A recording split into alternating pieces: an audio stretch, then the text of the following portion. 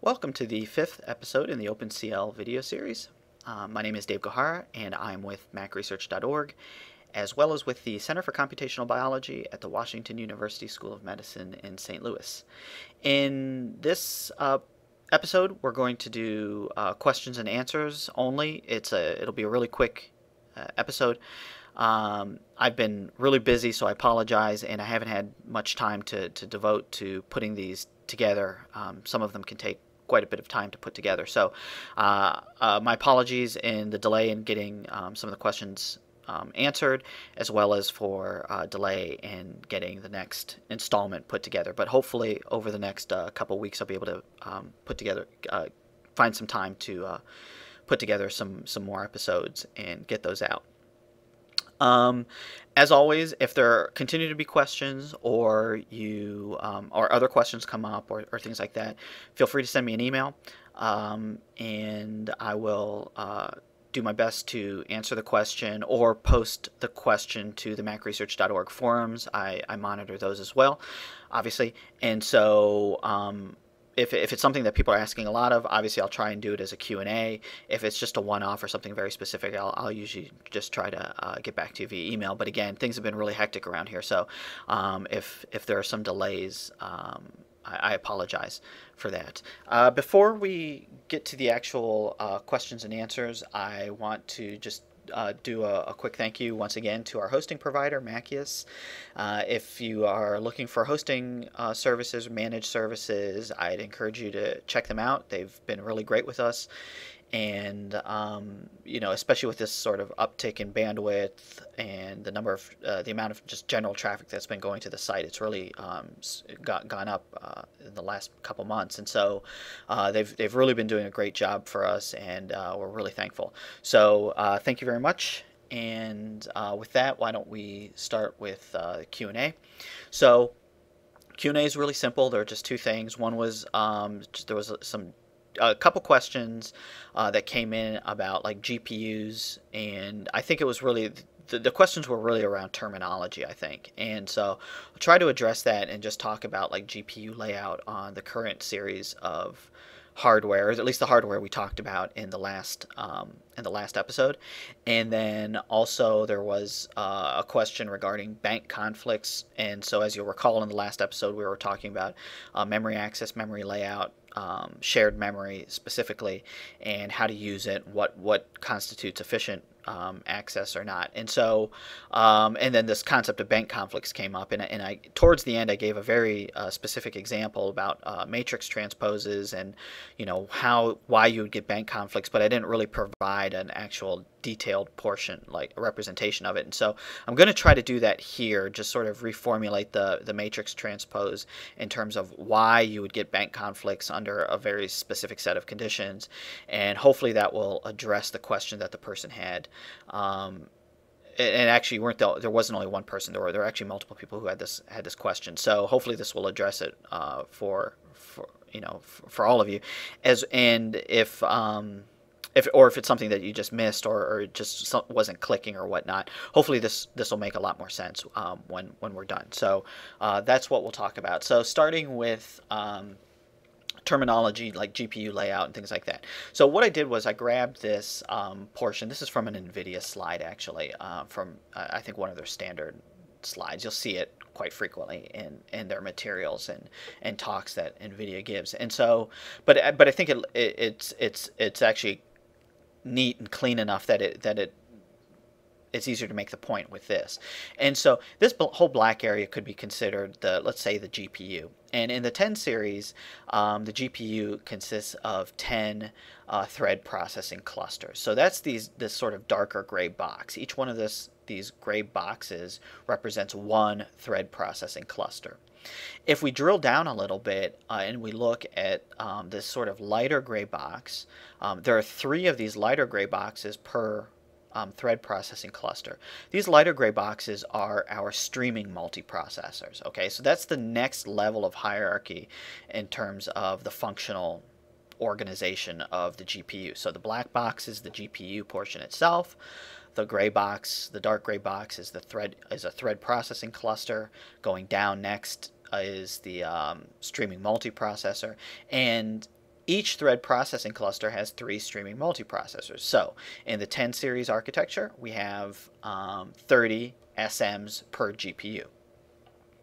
Then when we drill down even further, we have these sort of little orange boxes that we refer to, well, actually, depending on who you talk to, they might refer to it as something different. So these are either called cores. More commonly, they're called cores, but they can often be referred to as scalar processors or streaming processors. And this is, I think, where a lot of the confusion comes from, because you hear this term core, and it's really like, what are we talking about? And the use of the word core is completely different than the use of the word core on a CPU. And I'll explain that a little bit more in a second. But each one of these orange boxes represents the next kind of functional or a functional unit on a streaming multiprocessor. Each streaming multiprocessor has 8 SPs, or 8 cores, okay? And because there are 8 per streaming multiprocessor, we have 30 streaming multiprocessors, we have 240 cores. So when NVIDIA says they have 240 cores, what they're referring to are the streaming processors, okay? Now, what is this actual core? What does this core actually do? This core primarily does ALU and FPU. Okay, floating point is the floating point unit and the arithmetic unit. Okay, and this is different than what we would refer to as a core on a CPU. On a CPU, when we're talking about a core, we're talking about ALU, FPU, but we're also talking about vector units, perhaps a memory controller, caches, of course. All of that stuff would be on a core. That is not what they're talking about when they're referring to as a core here. And part of this may be marketing, because 240 cores sounds a lot better than 30, and 30 sounds better than 10. So you can kind of see where this goes. So, but when they're talking about cores, they're talking about these little orange blocks, and this is where your floating point, single precision floating point arithmetic is occurring. Now, there are other units on other portions of hardware on these streaming multiprocessors that are shown here and that also aren't being shown here. One of them is the double precision unit. So in the latest series, there's dedicated hardware for double precision arithmetic. There's 1 double precision unit per SM, which means we have 30 double precision units total. And then each SM also has 2 special function units. And so that means there's 60 special function units per chip, or per GPU. And if you'll recall, the special function units are things that do things like transcendentals, reciprocal square roots, things like that. So transcendentals being sine, cosine, those kinds of operations. But they're obviously being done in hardware. So there's dedicated hardware for those kinds of things. And then, of course, we have local memory, which is our shared memory that's used for sharing information between threads and work items, work groups that are running on each of the cores. So hopefully that kind of clears things up. But the important thing to keep in mind and to note is that the terminology that's used for CPUs is not one-to-one with the terminology that's used for GPUs. And I think that makes it a little bit confusing. And specifically when we're talking about cores, we're not talking about the same type of logical unit on the GPU as we are on the CPU. So remember that a core is we're talking about ALU and FPU on ALUs and FPUs on the streaming multiprocessors. So hopefully that clears that up a little bit more. And again, if there's still more questions, then I will I'll try and explain this a little bit better still. So the next part is bank conflicts and local memory. And so the previous episode was really dense. There was a lot of stuff, but I think the part where people had the most questions were with regards to bank conflicts, and specifically a very specific kind of bank conflict, and why it would why in the example I presented, that would the way you would read memory or access the memory in the local memory would generate bank conflicts. I had stated it when I spoke about it that we would actually get bank conflicts, but I didn't give an example or show in a diagram why that would be. And so I put together a slightly different diagram that will hopefully make it a little bit more clear. But let's just do a quick refresher with regards to local memory. Local memory on current hardware is 16 kilobytes. That local memory is broken up into 16 banks. So each bank is effectively 1 kilobyte. That means each entry in the banks is 32 bits wide, so 4 bytes, which means that per 16 kilobyte block, we have 4,096 entries in total. Okay. Now, the important thing to remember about these banks, okay, again, they're 1 kilobyte in length, all right, but the important thing to remember is that successive 32-bit words are assigned to successive banks, okay? If you can understand this concept, and hopefully you will once we're done, once we're done with this presentation. If you can understand this, then you'll understand why we're getting bank conflicts and why we would get bank conflicts under certain circumstances and under other circumstances we wouldn't, okay?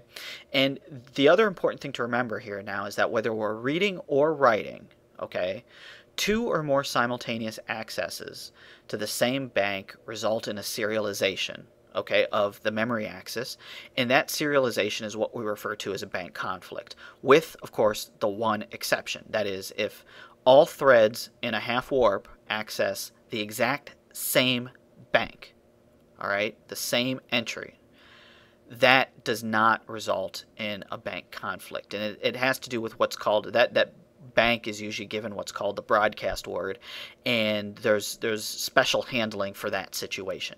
But all other situations where you might have 2 threads accessing one bank, let's say simultaneously, that will be a result in a bank conflict. If you had 3 or 4 or 5 threads accessing a single bank simultaneously, again, that's a bank conflict, and that's serialization.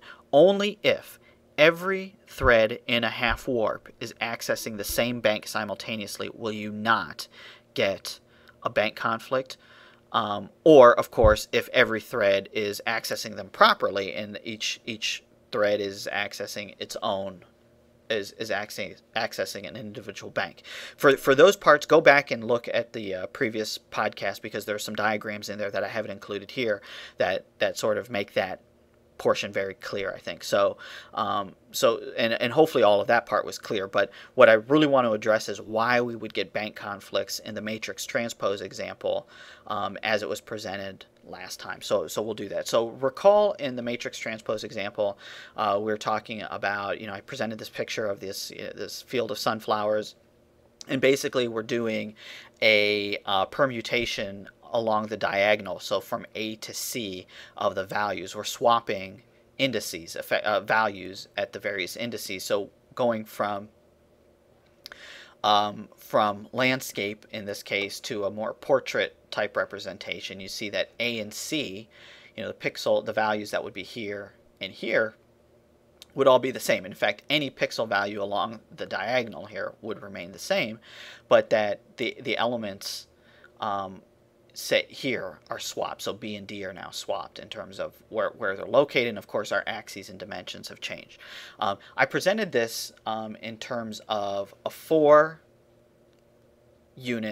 half warp last time, and maybe that wasn't the best idea. Maybe I should have done it a little bit differently. But again, as a refresher, basically what we do is if we read in, each thread will read from global memory and write that to shared memory. Okay, these are all coalesced loads, and that also means, because they're coalesced, that we're not having bank conflicts. So we're doing there's a one-to-one correspondence. Every thread is reading from an address, writing it to an address in local memory.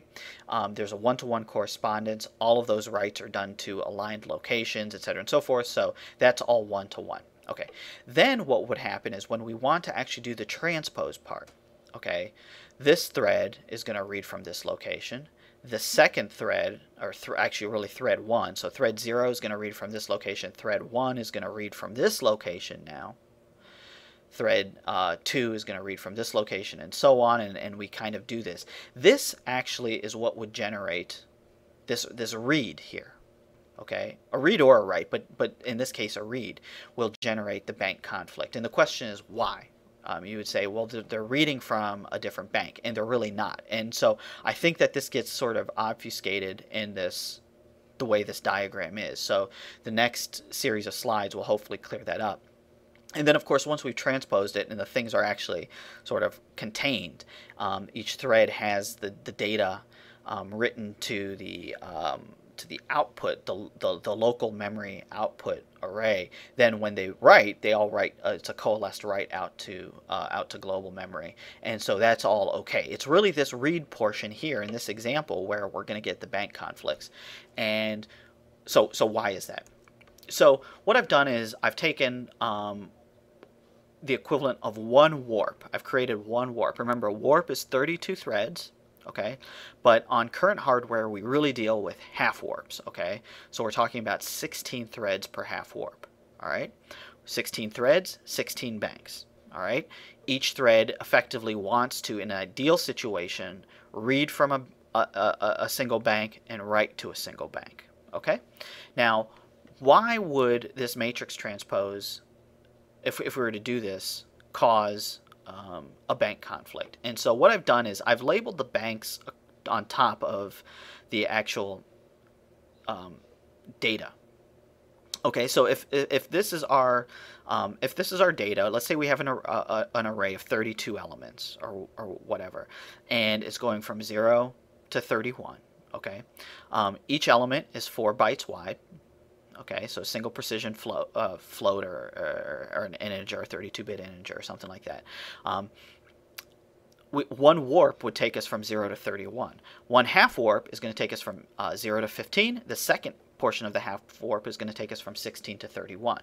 But 0 to 15 is going to be assigned to banks 0 through 15.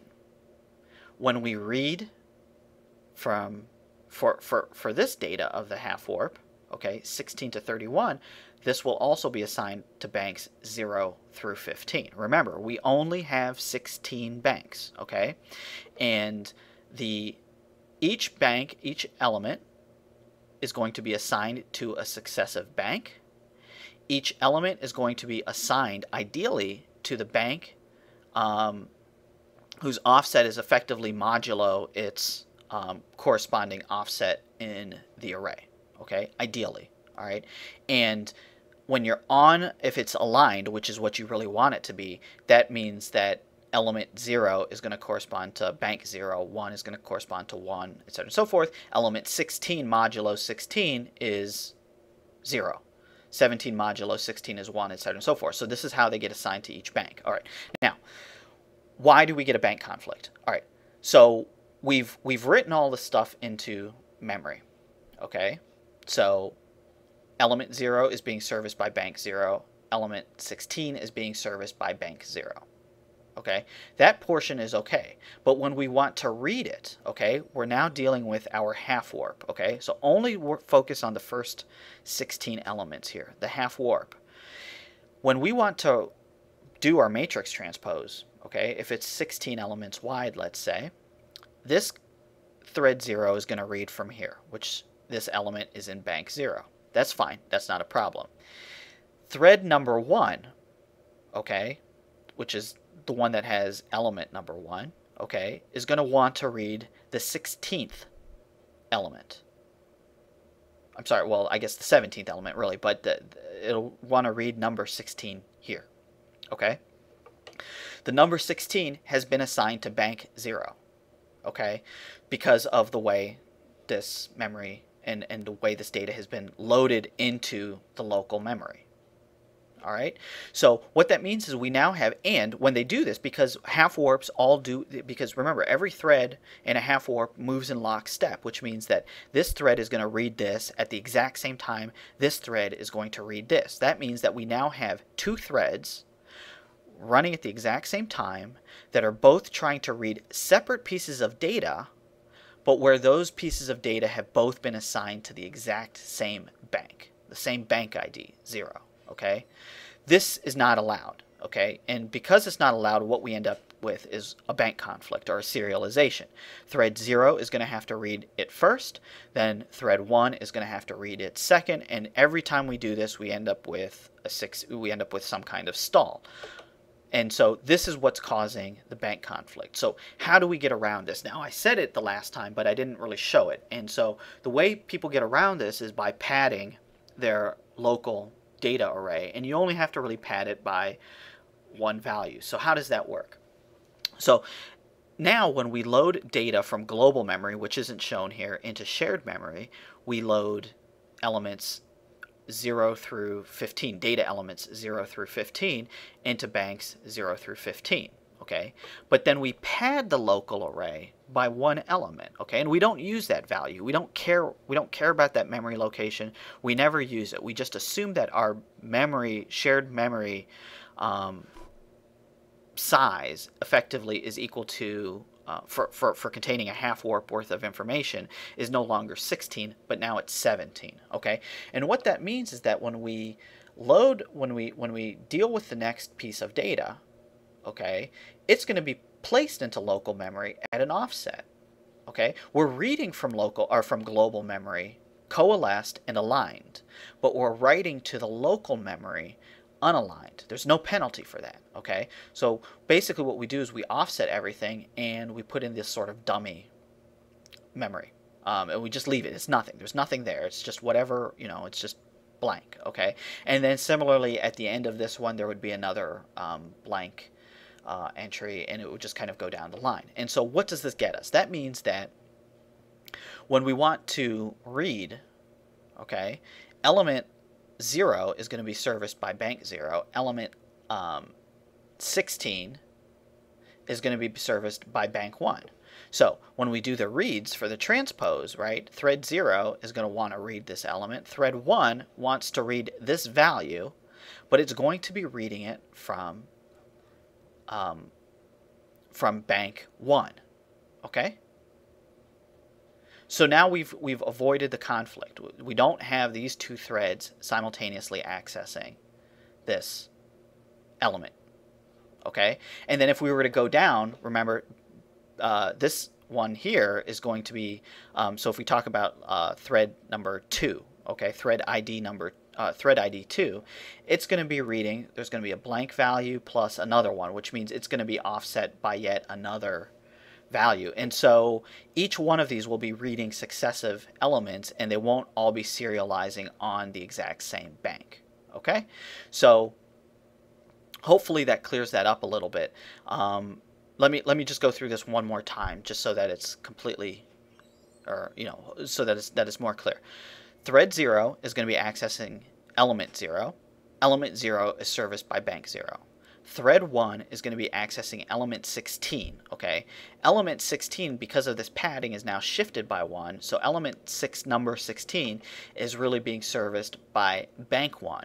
Okay, if we go down the line, thread number 2 wants to read element number, it's actually not going to be 16, it's going to be value number 32, which will be ultimately serviced by bank 2, and so forth down the line. So each one of these is offset by 1, and that's what gets us all the performance. If we were to go back here actually to this one, and we were to continue with the same sort of model like I just did, remember that this is going to read this element, which is serviced by bank 0. This one is going to read element 16, which is serviced by bank 0. This one is going to read element 32, which will be serviced by the next bank 0. Okay, this is a 16-way. This is a 16-way read on the same bank, but it's a 16-way read on the same bank for different data. Okay. If they were all reading the same data, if this thread was trying to read this 0 value which is serviced by bank 0. And this one was trying to read this 0 value serviced by bank 0. This one was trying to read this value, etc., all the way down the line for the half warp, then that would not result in a bank conflict. Again, that's a broadcast and that's allowed. In this case, this is different because they're reading different elements that are all being serviced by the same bank, and that has to be serialized. Okay, so when we go down here, by adding in this padding to the successive groups, we've now shifted everything by 1 for each thread, and we've avoided the bank conflicts. So hopefully that makes things a lot more clear. If not, then I will still try and find a way to redo this. But think about it a little bit more. The key thing here to remember is that we're reading different elements that are being serviced by the same banks in the case of the bank and that's what's causing the bank conflicts. And so we need to shift the things a little bit so that we're reading different elements that are being serviced by different banks. This is how we force them to be different banks. If again, we were just doing a one-to-one read, that is, this guy was reading this guy, this guy was reading this guy, this guy was reading this guy, there would be no bank conflicts. Each one is accessing a successive element, which means they're accessing a successive bank. There's no problems there. Okay. The problem really comes up in this specific example for the matrix transpose because we're accessing at an offset equal to the bank size, which is also equal to our half warp size. So hopefully that makes a lot more sense. And there will be cases where you're going to find that you may need to pad or you may not need to pad. If you can access data sequentially, that is, you can always access thread 0 is always serviced by bank 0, thread 1 is always serviced by bank 1, etc., down the line of a half warp, then you're never going to have to deal with these kinds of issues. This is a very special case because we have to then do large strides. We have to do strides of 16 into these various locations, and these strides are modulo the actual bank size, and so this is what's causing the problem. Okay, so hopefully that makes more sense. If not, let me know and we'll go over it again, or I'll find another way to sort of present this or give an even sort of more in-depth example. And so obviously with that, I'd like to just point out a couple things real quick. All of this information obviously is available at macresearch.org/OpenCL. All of the video podcasts are up there. There's some other great stuff on the website. I'd encourage you to check it out. Cocoa for Scientists by Drew McCormack. He's got a great series that he's been putting together on how to use if you're on the Mac and you want to learn how to write Cocoa applications. Great programming series. He recently also did cover some things with GCD, Grand Central Dispatch, how to use it, how to begin using it, blocks, things like that. So I would encourage you to check out those posts. Also, if you're thinking of buying Snow Leopard, buying some various other things, we do have an Amazon store.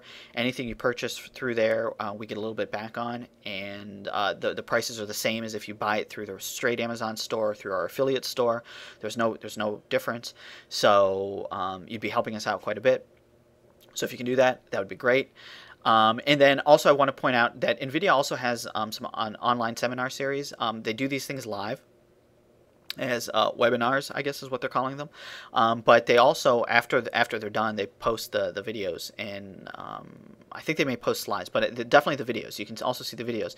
And so they have a lot of great stuff up there. Also just general, like using CUDA, GPU programming in general, OpenCL, things like that. So I would encourage you to check that out. The URL is up here as well. So check that out.